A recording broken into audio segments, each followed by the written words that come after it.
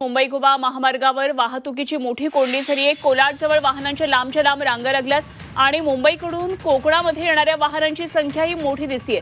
कोकणात मतदानासाठी निघालेल्या चाकरमान्यांची प्रवासामध्ये मात्र कोंडी झाली आहे। मुंबई ते माणगाव प्रवासासाठी आता 9 तास लागतात, त्यामुळे मतदान संपण्याच्या वेळेआधी या सर्वांना मतदानासाठी पोहोचणं हे अत्यंत गरजेचं आहे।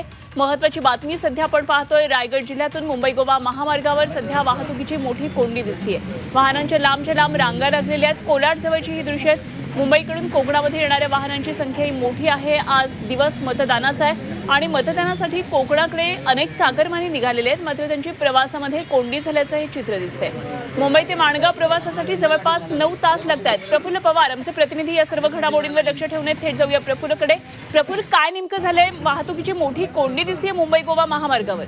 नक्कीच अनुपमा, मुंबई गोवा महामार्गावरती वाहनांची संख्या प्रचंड वाढलेली आहे आणि कोलाडजवळ जे रस्त्याचं काम सुरू आहे त्यामुळे एकेरी वाहतूक म्हणजे एकाच मार्गावरून दुहेरी वाहतूक सुरू आहे आणि त्यामुळे ही वाहतूक कोंडी झालेली आहे। खरं तर आज मतदानाचा दिवस आहे आणि या मतदानासाठी मुंबईकर चाकरमानी आहेत ते मोठ्या संख्येने कोकणात येत असतात। त्यांची नावं, बऱ्याच मतदारांची नावं जी आहेत ती कोकणात आहेत, त्यामुळे ते रात्री उशिरा कोकणात यायला निघाले।